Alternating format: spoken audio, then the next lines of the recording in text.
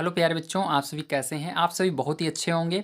आइए देखते हैं प्यारे बच्चों, इस वीडियो में हम 6 से लेकर 10 तक के क्वेश्चन हैं। 6 से लेकर 10 तक के क्वेश्चन बहुत ही इंपॉर्टेंट है, क्योंकि ये आपके एग्जाम में पूछे जाते हैं। दक्षता अभ्यास जरूर पढ़िएगा, चाहे आपको एक्सरसाइज थोड़ी सी कम आएगी चलेगा, क्योंकि दक्षता अभ्यास से ही ज़्यादा क्वेश्चन आपके एग्जाम में दिए जाते हैं। अब देखिए, इसके अंदर 6 नंबर का क्वेश्चन हम देखते हैं। अगर आपने इसके पहले के वीडियोज़ को नहीं देखा है, मतलब जिसके अंदर मैंने इसके आगे के क्वेश्चन को सॉल्व कराया है, तो आप सभी आराम से हमारे चैनल पर जा करके उसको पा जाएंगे, आसानी से उसको देख सकते हैं। ठीक है, आइए देखते हैं प्यारे बच्चों, यहाँ पर हम 6 नंबर का क्वेश्चन कैसे करेंगे। तो 6 नंबर क्वेश्चन दिया गया है, वह संख्या ज्ञात कीजिए जिसमें उस संख्या तथा उसके व्युत्क्रम का योग 50/7 हो। तो यहाँ पर आपको क्या कह रहा है, एक संख्या ज्ञात करनी है और उसका व्युत्क्रम का मतलब होता है अगर उसको उल्टा करें तो, अगर उल्टा करके उन दोनों संख्या और उसको उल्टा करके जोड़ने पर वो 50/7 आना चाहिए। तो इसको किस तरह से हम संख्या निकालेंगे, आइए देखते हैं। तो यहाँ पर देखिए, सबसे पहले मानेंगे, 6 नंबर का क्वेश्चन लिखेंगे, उसके बाद मानेंगे, माना संख्या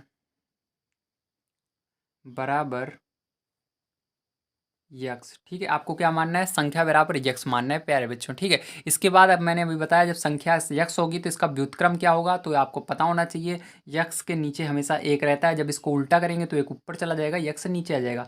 तो इसका जो व्युत्क्रम होगा, जो इसका व्युत्क्रम होगा वो क्या होगा, ध्यान से देखिए। तो इसका व्युत्क्रम हो जाएगा प्यारे बच्चों, एक ऊपर चला जाएगा, यक्स से नीचे आ जाएगा, मतलब 1/यक्स हो जाएगा इसका व्युत्क्रम। ठीक है, इतना समझ में आ गया। अब देखिए, इसके बाद क्या करेंगे, अब इसके बाद जो हमको क्वेश्चन में कह रहा है वही करना है। इसके अंदर कह रहा है, वह संख्या ज्ञात कीजिए जिसमें उस संख्या तथा उसके व्युत्क्रम का योग 50/7 है। मतलब आपको इस संख्या को और इसके व्युत्क्रम को जोड़ना है, उसके बराबर 50/7 लिखना है। तो यहाँ पर लिखेंगे, इसको जोड़ेंगे, यक्स लिखेंगे और नीचे एक मान सकते हैं आप, बाद में मानेंगे। इसके बाद 1/यक्स। ठीक है, जोड़ने पर कितना हो जाता है, 50/7 हो जाता है। ये आपकी बुक में दिया गया है। अब देखिए क्या करेंगे, अब इसके नीचे हम एक मान सकते हैं, तो इस यक्स का गुणा यक्स में करेंगे तो क्या हो जाएगा, यक्स स्क्वायर हो जाएगा। एक का गुणा एक में करेंगे तो एक हो जाएगा, यक्स का गुणा एक में करेंगे तो यक्स हो जाएगा। ठीक है, बराबर, अब देखिए 50/7 है तो 50/7 लिख देंगे। अब देखिए क्या करेंगे, 7 का गुणा एक्स स्क्वायर में करेंगे, 7 का गुणा एक्स स्क्वायर में करेंगे क्या हो जाएगा आपका, 7x² हो जाएगा। ठीक है, 7x², ये जो 7 है इसके आगे आ जाएगा। अब 7 का गुणा 1 में करेंगे तो 7 हो जाएगा। ठीक है, 7 एकम 7। अब यक्स का गुणा 50 में करेंगे तो क्या हो जाएगा, 50 यक्स हो जाएगा। इतना समझ में आ गया। अब इस 50 को इस साइड लाएंगे तो यहाँ पर हो जाएगा 7x², इसको इस साइड लाएंगे तो माइनस का 50 यक्स और ये प्लस का 7 यहीं पर रह जाएगा, बराबर 0। अब ध्यान से समझना है, यहाँ पर क्या करेंगे, अब हमको 7 और इस 7 का, जो आगे 7 है और जो पीछे 7 है, इन दोनों का गुणा करना पड़ेगा। तो गुणा करने पर 7 का पहाड़ा 7 बार पड़ेंगे, 49 आएगा। अब 49 जो आ रहा है तो आपको इस तरह फैक्टर करना है कि आपका यहाँ पर देखिए प्लस है, जोड़ने पर कितना आना चाहिए, इसे आगे वाली संख्या आनी चाहिए 50 आनी चाहिए। ठीक है, तब देखिए 7×7 = 49, जब हम गुणा करें तो 49 आए और जोड़ें तो कितना है, 50 आए बीच वाली। ठीक है, तब देखिए 49 एकम 49, 49 में का पहाड़ा अगर एक बार पढ़ेंगे तो कितना आएगा, 49 का गुणा एक में करेंगे तो 49 आएगा, मतलब गुणा करने पर हमारा आ रहा है 49। ठीक, क्योंकि इनका गुणा किए थे तो हमारा क्या था, 49 आया था। और जब 49 और एक को जोड़ेंगे तो कितना आना चाहिए, बीच वाला आना चाहिए, मतलब 50 आना चाहिए। तो 49 एक जोड़ेंगे 50 हो जाएगा। तो आप इसको लिखेंगे 7x² माइनस ऐसे लगा देंगे, उसका ब्रेकर लगाएंगे, फिर 49 यक्स प्लस 1 यक्स। तो एक को लिखा नहीं जाता, याद रखना है, केवल यक्स लिखा जाता है, प्लस आगे जितना है उतार लीजिए, 7 बराबर 0। ठीक है, अब देखिए प्यारे बच्चों, इसके बाद क्या करेंगे, इसके बाद इधर देखिए, तो अब इस माइनस का गुणा इसके अंदर कर देते हैं। तो याद रखना, इस ब्रेकेट के अंदर ही माइनस का गुणा होगा, यहाँ पर बाहर नहीं होता है। तो यहाँ पर ये हो जाएगा 7x² माइनस का 49 यक्स। ठीक है, फिर माइनस का गुणा इसके अंदर भी होगा, तो -यक्स प्लस 7 बराबर 0। ठीक है, इतना समझ में आ गया। अब देखिए यहाँ पर ये एरो इसलिए लगा देना चाहिए ताकि आपको पता रहे कि ये हमारा यहाँ से स्टार्ट हो रही है अगली लाइन। ठीक है, इसलिए एरो लगाना बहुत ज़रूरी होता है, चाहे आप बराबर का निशान लगाइए या एरो लगाइए। मेरे को एरो जमता है, यानी बढ़िया लगता है, तो मैं एरो लगाता हूँ। ठीक है, अब देखिए इसके बाद प्यारे बच्चों क्या करेंगे, अब यहाँ पर देखिए इसके अंदर और इसके अंदर कॉमन देखना है। तो यहाँ पर देखिए 7 के पहाड़े में 7 भी आता है, 49 इसलिए 7 कॉमन है। यक्स यहाँ स्क्वायर यहाँ पर, यक्स यहाँ पर, मतलब छोटा कौन सा है, यक्स है, तो यक्स ले लेंगे। अब 7 यक्स से भाग भाग दे देंगे यहाँ पर तो कितना हो जाएगा, x हो जाएगा। 7x से भाग इसके अंदर देंगे तो माइनस का 7 हो जाएगा, ठीक है। अब माइनस यहाँ पर कुछ कॉमन नहीं आ रहा है, माइनस बाहर है तो माइनस बाहर ले लेंगे और एक कॉमन ले लेते हैं जब कुछ नहीं रहता है तो, ठीक। 1 से गुणा करेंगे इसके अंदर यानी भाग देंगे तो वही आएगा। तो यहाँ पर x क्योंकि माइनस से भाग जा रहा है तो यहाँ पर प्लस हो गया और इसके अंदर भाग जाएगा तो ये माइनस हो जाएगा, ठीक है। जैसे गुणे में होता है उसी तरह भागे में भी होता है, चिन्ह उसी तरह सेम होता है, ठीक है। तो यहाँ पर माइनस का क्या हो जाएगा, प्लस गुणे माइनस जब भाग देंगे तो माइनस हो जाएगा, ठीक है, याद रखिएगा। अब यहाँ पर क्या हो जाएगा, 7 का 7 लिख देना है बराबर 0। अब देखिए यहाँ पर भी सेम है तो लिख देंगे x माइनस 7 कॉमन ले लेंगे और इसको लिख लेंगे 7x माइनस का 1, ठीक है। इतना समझ में आ गया। अब बराबर क्या कर देंगे, 0 कर देंगे, ठीक है। अब इसके बाद प्यारे बच्चों क्या करेंगे, ध्यान समझना। अब इसके बाद आपको इसको ढप लेना है और इसको इसके 0 के बराबर कर देना है। यहाँ पर लिखेंगे x माइनस 7 बराबर 0, ठीक है। अब ये x बराबर क्या आ जाएगा, x बराबर आपका 7 आ गया पहला तो आंसर, ठीक है। पहला आंसर क्या आ गया, x बराबर 7 आ गया। तो यहाँ पर दूसरा वाला क्या आएगा, 7x माइनस 1। अब इसको ढप लेंगे, इसको 0 के बराबर करेंगे, 0, ठीक है। अब देखिए यहाँ पर 7x बराबर क्या हो जाएगा आपका, 7x बराबर ये उस साइड जाएगा तो आपका क्या हो जाएगा, 1 हो जाएगा। ये x बराबर क्या हो जाएगा, 1/7 हो जाएगा, ठीक है। तो यहाँ पर देखिए आपको ध्यान रखना है, बटे वाली संख्या नहीं लेंगे हम, केवल x जो इसका वास्तविक मान आता है, क्योंकि यहाँ पर संख्या पूछ रहा है तो बटे में नहीं आ सकती है, ठीक है। आ भी सकती है लेकिन यहाँ पर हम ये प्लस वाली लेंगे, ठीक है।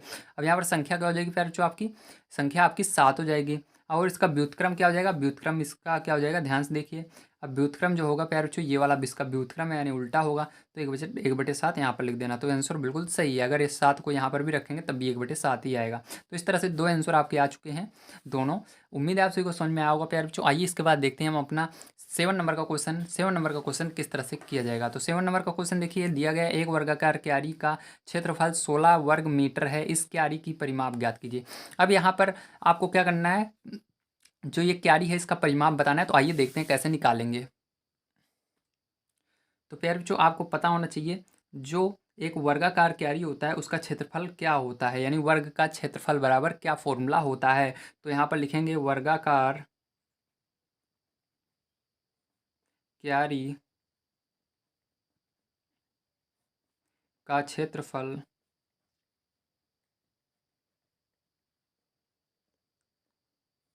बराबर भुजा स्क्वायर, क्या होता है, भुजा स्क्वायर होता है, ठीक है। मतलब भुजा का स्क्वायर करते हैं तो भुजा का स्क्वायर होता है। तो अब हमको देखिए यहाँ पर आपकी बुक में दिया गया है, ठीक है, क्या दिया गया है कि क्या वर्गाकार क्यारी का क्षेत्रफल 16 दिया गया। तो इसको हटा करके हम यहाँ पर क्या लिखने वाले हैं, 16 लिखने वाले थे। यहाँ पर 16 लिख देंगे बराबर, यहाँ पर क्या कर सकते हैं, भुजा स्क्वायर कर सकते हैं, ठीक है। अब देखिए, अब भुजा स्क्वायर को आगे लिख लेते हैं, ठीक है, और यहाँ पर बराबर 16 लिख देंगे, ठीक है। अब देखिए स्क्वायर उस साइड जाता है तो किस में बदल जाता है, अंडर रूट में बदल जाता है। तो भुजा बराबर क्या हो जाएगा, याद रखना अंडर रूट के अंदर 2 मान आते हैं। अगर अंडर रूट किसी संख्या के ऊपर होता है तो एक प्लस का होता है एक माइनस का होता है।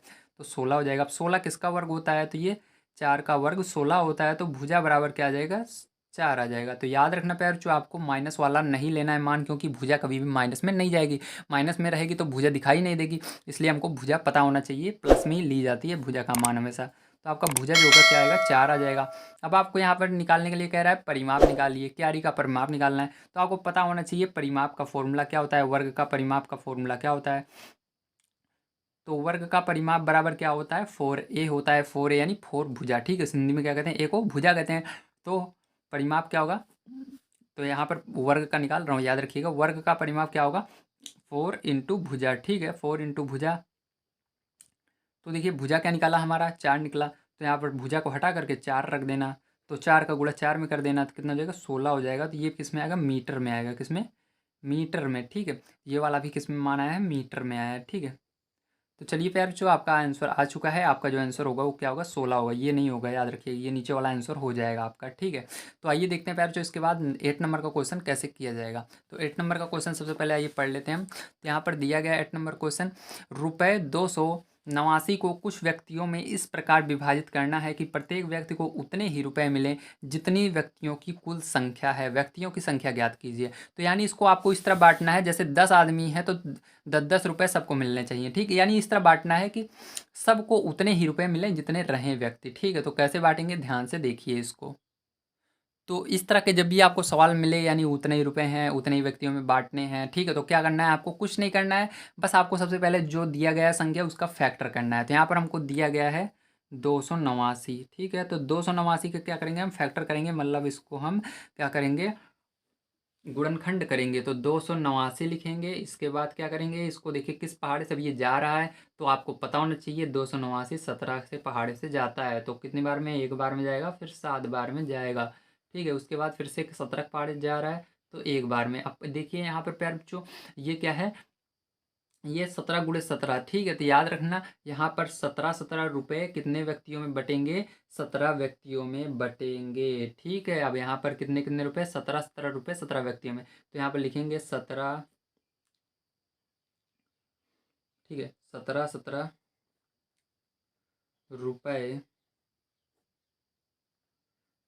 17 व्यक्तियों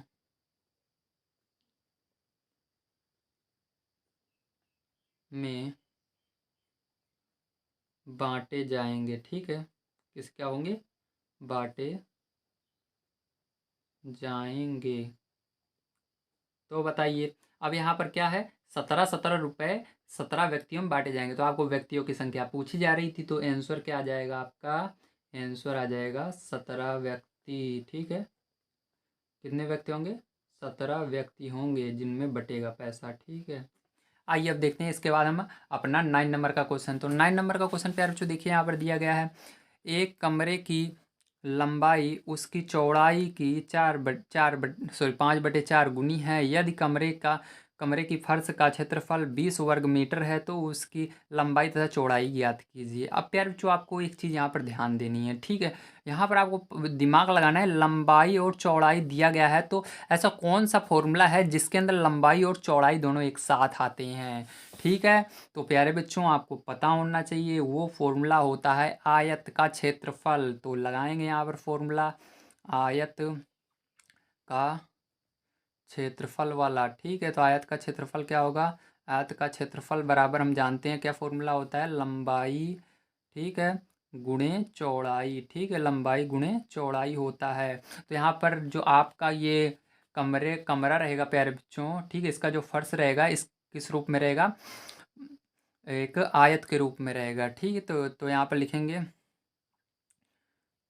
कमरे का फर्श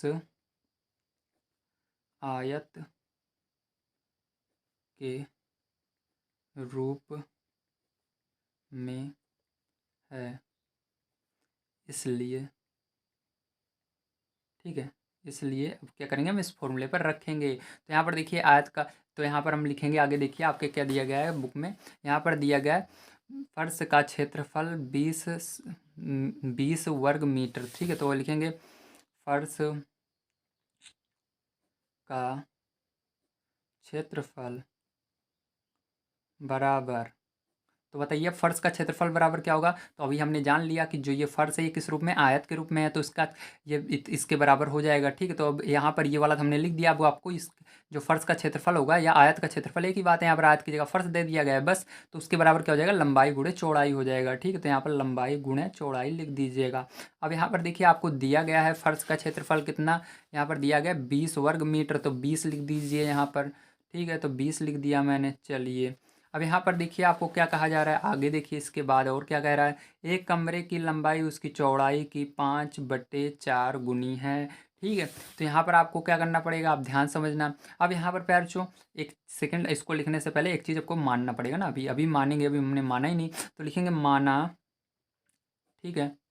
देखिए यहाँ पर आप पहले इसके अंदर समझिए किसको यक्स मानना है, तो यहाँ पर जो पहले आएगा उसको हम यक्स मानेंगे, ठीक है। देखिए एक कमरे की लंबाई उसकी चौड़ाई की क्या है, लंबाई जो है चौड़ाई की 5/4 गुनी है, तो हमको क्या पहले मानना है, चौड़ाई मानना है, क्योंकि चौड़ाई पता रहेगा तभी तो उसके अंदर 5/4 से गुणा करेंगे, तो चौड़ाई मानेंगे, माना चौड़ाई बराबर यक्स, ठीक है। तो इसकी लंबाई क्या हो जाएगी बताइए, तो लंबाई में क्या करना है, हमको 5/4 का गुणा करना है, आपकी बुक में दिया गया है। तो इसके अंदर 5/4 का गुणा करेंगे यक्स के अंदर 5/4 से, ठीक है। तो 5/4 से जब आप गुणा करोगे तो ये 5/4 आगे आ जाएगा, 5 यक्स और बटे में 4 हो जाएगा, ठीक है। तो इस तरह से होगा। अब देखिए, अब आपको क्या करना है, अब आपको कुछ नहीं करना है, अब आप इस क्वेश्चन को इसी के ऊपर रख देना है और आपका आंसर बड़े आसानी से आ जाएगा। वो कैसे, तो ध्यान से देखिए। अब यहाँ पर आपको क्या करना है, इस फॉर्मूले पर सबको रख देना। अब हमको सारी चीज़ें पता लग गई हैं, क्षेत्रफल भी पता है, लंबाई भी पता है, चौड़ाई भी पता है, ठीक है। अब देखिए हमको फर्श का क्षेत्रफल कितना दिया गया था, 20 दिया गया था। तो यहाँ पर लिखेंगे, इसको समीकरण 1 मान लेते हैं, तो लिखेंगे समीकरण 1 से, ठीक है। मतलब ये आप फॉर्मूला भी डायरेक्ट यहाँ पर उतार सकते हैं नीचे, ठीक है, इस फॉर्मूले को। तो फॉर्मूले पर इसे रख रहे हैं समीकरण 1 से, तो इस फॉर्मूले पर रखेंगे। क्षेत्रफल क्या है हमारा, बुक में दिया गया 20 दिया गया है, ठीक है। और लंबाई कितना निकाला अभी हमने माना, लंबाई हमने माना है 5x/4, 5x/4, ठीक है। चौड़ाई कितना माना है, चौड़ाई हमने माना है x, तो ये गुणा कर देना है x का, ठीक है। अब देखिए यहाँ पर क्या हो जाएगा, ध्यान समझिएगा। अब यहाँ पर आपको हो जाएगा 20 और x का इसके अंदर गुणा होगा तो क्या हो जाएगा, x का x में होता है x², 5x², ठीक है। बटे में क्या हो जाएगा, 4 हो जाएगा। अब इसके नीचे 1 मान लेना, ठीक है। अब इसका गुणा यहाँ पर तिर्यक गुणा करेंगे, इसका गुणा इसके अंदर कर देंगे और इस नीचे वाले को गुणा इसके अंदर कर देंगे, ठीक है। तो आइए अगले पेज। तो देखिए पैर ये आपका था, ठीक है, ये आपका इस तरह से था। अब क्या करना है, इस 4 का गुणा इसके अंदर करना है, तो आइए कर लेते हैं। तो देखिए इसको इस तरह से लिखेंगे, 20 × 4 है ना, 20 के पहाड़े से 4 में गुणा करेंगे, बराबर क्या हो जाएगा, 5x⁴ हो जाएगा, है ना। अब देखिए ध्यान से क्या करेंगे, अब यहाँ पर देखिए ये 5 के पहाड़े से ये जा रहा है आपका, तो 5 के पहाड़ से 20 को काट देंगे हम, ठीक है। तो कितनी बार में जाएगा, एक सेकंड, यहाँ पर 4 नहीं था प्यारे बच्चों, स्क्वायर था, ठीक, गलती से 4 लिख दिया मैंने ना, तो यहाँ पर सॉरी इसके लिए, तो यहाँ पर स्क्वायर था ना, तो यहाँ पर स्क्वायर लिखना पड़ेगा, नहीं तो हमारा आंसर नहीं आएगा ना। तो देखिए अब क्या करेंगे प्यारे बच्चों, यहाँ पर 5 के पहाड़े से 20 कितना आता है, तो 4 बार में आता है, फिर 4 × 4 यहाँ पर बच गया, बराबर इधर क्या बच गया, x² बच गया। अब x² को इस साइड लिख सकते हैं, x² बराबर गुणा करेंगे तो कितना आएगा, 16 आएगा। तो x बराबर क्या हो जाएगा, यहाँ पर ये अंडर रूट आ जाएगा, प्लस माइनस में 16 हो जाएगा, ठीक है।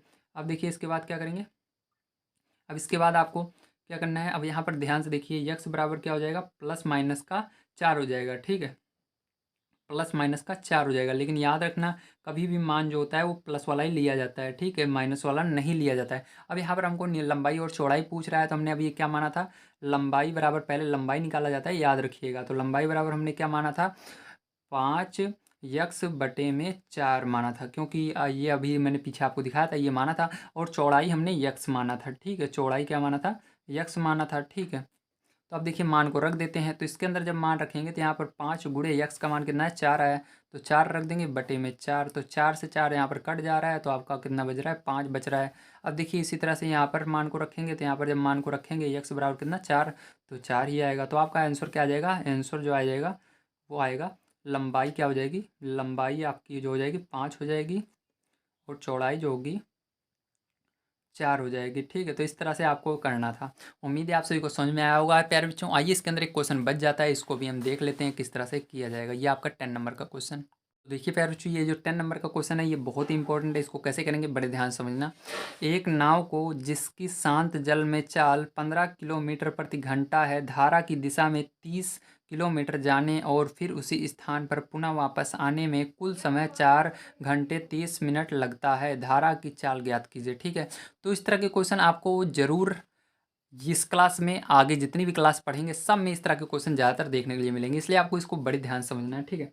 तो इसको देखिए कैसे करेंगे, तो ये आपका 10 नंबर का है। सबसे पहले हम यहाँ पर धारा की चाल मानेंगे, ठीक है। धारा की चाल क्या है, तो यहाँ पर मानेंगे धारा की चाल यक्स, धारा की चाल बराबर यक्स मैंने मान लिया, ठीक है। अब इसके बाद मानेंगे धारा की दिशा में अगर नाव चल रही है तो उसकी चाल क्या होगी, ठीक है। धारा की दिशा में चाल, तो धारा की दिशा में चाल क्या होती है, प्लस में होती है, याद रखना है। धारा की दिशा में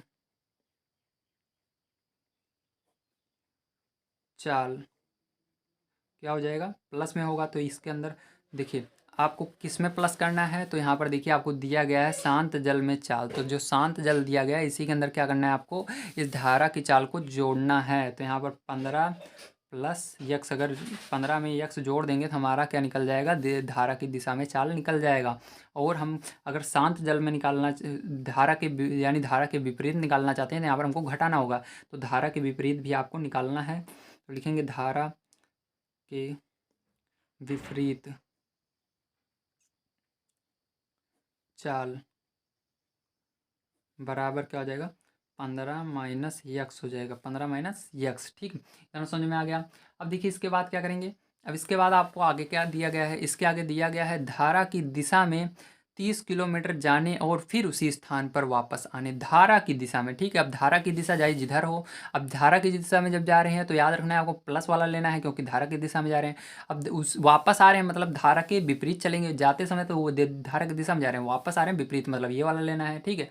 तो आपको क्या करना है, दोनों को जोड़ देना। तो पहले लिखेंगे यहाँ पर एक फॉर्मूला होता है, उसको पहले देखिए, तो होता है चाल बराबर दूरी बटे समय, ठीक, इसको आप तो सभी जानते ही होंगे। तो यहाँ से दूरी बटे समय, ठीक है, बटे में है। अब देखिए यहाँ से आप समय को निकाल लेंगे तो समय इस साइड चला जाएगा, तो समय बराबर क्या हो जाएगा, दूरी बटे चाल हो जाता है, ठीक, दूरी बटे चाल, ये फॉर्मूला होता है। अब देखिए यहाँ पर क्या करना है, आपको मान को रखना होगा।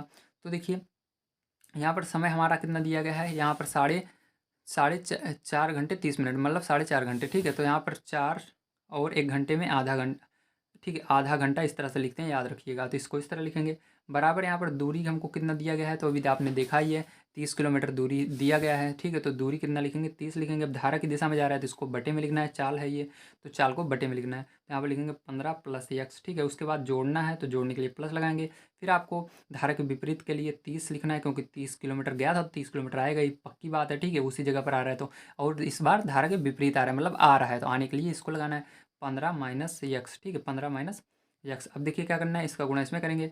अब देखिए इसको गुणा कर लेते हैं, तो यहाँ पर 4 दूनी 8, एक 9, 9/2 बराबर। अब देखिए इसका गुणा इसके अंदर करेंगे तो यहाँ पर हो जाएगा 30, 15 माइनस यक्स, ठीक है, प्लस अब यहाँ पर 30, 15 प्लस यक्स, ठीक है। अब देखिए क्या करेंगे, बटे वाले को भी गुणा करते हैं, तो यहाँ पर हो जाएगा 15 प्लस यक्स और यहाँ पर 15 माइनस यक्स, ठीक है, इतना समझ में आ गया।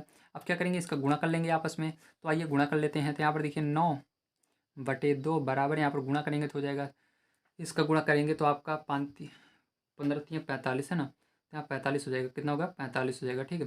तो 45 और यहाँ पर 450 जिसको कहते हैं, जीरो था, जीरो लगा देना 45 के आगे। अब माइनस यहाँ पर 30x हो जाएगा, प्लस फिर से 450 और यहाँ पर प्लस 30x, ठीक है। देखिए 30x प्लस में माइनस में ये तो कट गया आपका, और यहाँ पर नीचे आपका ये फॉर्मूला बन रहा है तो इसका स्क्वायर कर देंगे, माइनस यक्स का स्क्वायर, ठीक है। ये आपका किसका फॉर्मूला बन रहा था, ए स्क्वायर माइनस बी स्क्वायर का बन रहा है, ठीक है। तो अब देखिए क्या करेंगे, अभी आपको ये पता होना चाहिए इस फॉर्मूले को, इसका स्क्वायर क्या होता है, तो इसका स्क्वायर निकाल लेंगे। तो यहाँ पर 9/2 बराबर, हम दोनों को जोड़ दीजिए तो हो जाएगा 900, ठीक है, बटे अब यहाँ इसका स्क्वायर क्या होता है, 225 होता है, माइनस एक्स स्क्वायर, ठीक है। अब देखिए 9 से ये 9 कैंसिल हो रहा है, तो यहाँ पर 1 बच रहा है, यहाँ पर भी 1 बच रहा है, तो यहाँ पर 1/2 बराबर, यहाँ पर 100 और बटे में 225 माइनस एक्स स्क्वायर, ठीक है।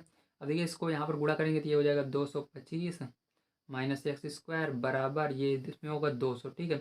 अब देखिए यहाँ पर ध्यान से देखिए, यहाँ पर माइनस एक्स स्क्वायर बराबर ये इस साइड जाएगा, 200 माइनस 225, ठीक है। तो यहाँ पर क्या हो जाएगा, घट जाएगा, तो यहाँ पर माइनस एक्स स्क्वायर बराबर क्या हो जाएगा, माइनस का 25, ठीक है। तो यहाँ पर अगर हम निकालें तो एक्स बराबर क्या हो जाएगा, अंडर रूट प्लस माइनस का 25 हो जाएगा, ठीक है, इतना आ गया। अब देखिए एक्स बराबर क्या हो जाएगा आपका 5×25 मतलब 5 आ गया।